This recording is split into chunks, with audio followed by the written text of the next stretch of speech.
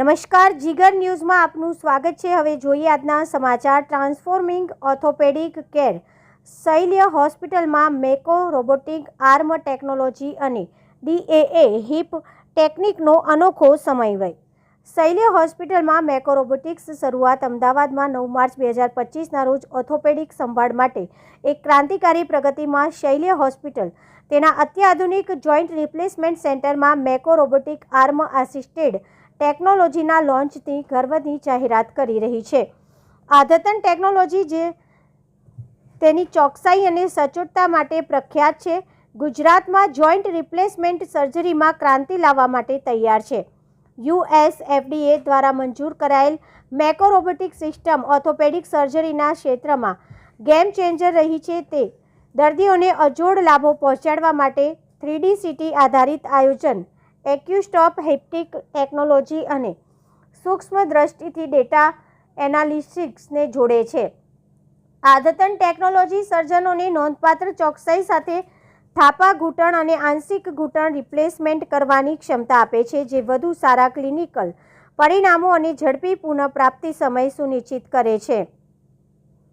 મેકો રોબોટિક્સની રજૂઆત સાથે શૈલ્ય hospital orthopaedic સંભાળમાં આગળ વધવાનું ચાલુ રાખે છે, દર્દીઓને સાંધા રિપ્લેસમેન્ટ સર્જરીમાં નવીનતમ પ્રગતિઓ પ્રદાન કરે છે। આ લોન્ચ સાંધાના વિકારોથી પીડાતા દર્દી માટે વિશ્વસ્તરીય આરોગ્ય સંભાળ પૂરી પાડવા અને જીવનની ગુણવત્તા સુધારવા માટે હોસ્પિટલના સમર્પણને પુનઃપુષ્ટ કરે છે। મારું નામ ડૉક્ટર કાર્તિક પટેલ છે। હું Shaily orthopaedic hospital and joint replacement centre અમદાવાદમાં 2015થી કાર્યરત છે અને હું એક joint replacement surgeon, hip surgeon છું, નાવ રોબોટિક સર્જન છું।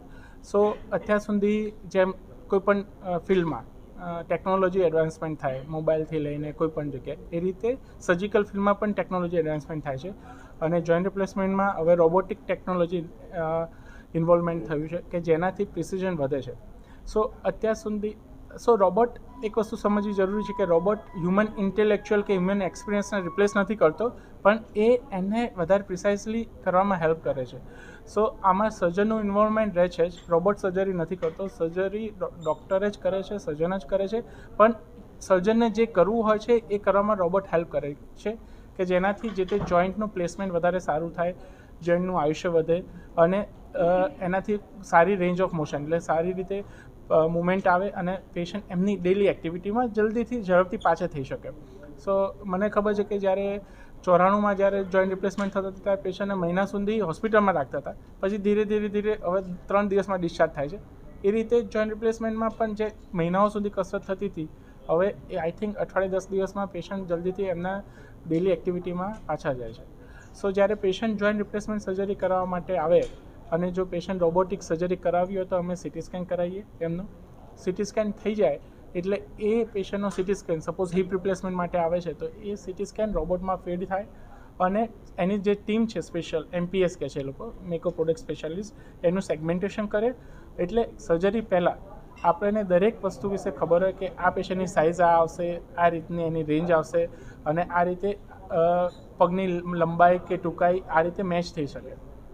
અને કેટલા મિનિટમાં સર્જરી કરે છે અને આપણે જે દર્દીઓ માટે કેટલી સહુલિયત રાખવામાં આવેલી છે?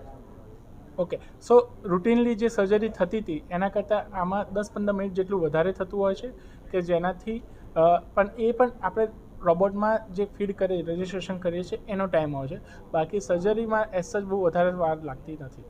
આ રોબોટિકની સ્પેશિયાલિટી શું છે? રોબોટિક સિસ્ટમ તો ઘણા સમયથી ચાલે છે, હા, સ્પેશિયાલિટી શું છે? સો આ રોબોટિક વધારે પ્રિસાઇઝ છે કેમ કે સિટી સ્કેન બેઝ છે, એટલે યુઝ્યુઅલી કેવું થાય કે તમે સિટી સ્કેન કરેનું ખોટા પોઈન્ટ આપો તો રોબોટ આગળ જ ના વધે કેમ કે તમે ચાન્સીસ ઓફ એરર બહુ જ ઓછી છે। પ્લસ આ રોબોટમાં 3 સોફ્ટવેર છે, ટોટલ ની રિપ્લેસમેન્ટ, પાર્શિયલ ની રિપ્લેસમેન્ટ, ટોટલ હિપ રિપ્લેસમેન્ટ અને ટોટલ હિપ રિપ્લેસમેન્ટમાં પણ તમે ડાયરેક્ટ એન્ટી એપ્રોચ અને પોસ્ટ એપ્રોચ બંને ઇન્વોલ્વ છે। સો એનાથી એટલે આખા જોઈન્ટ રિપ્લેસમેન્ટનું જે આખો પોર્ટફોલિયો છે તમને આ રોબોટમાં વધારે પ્રિસાઇઝલી મળી શકે।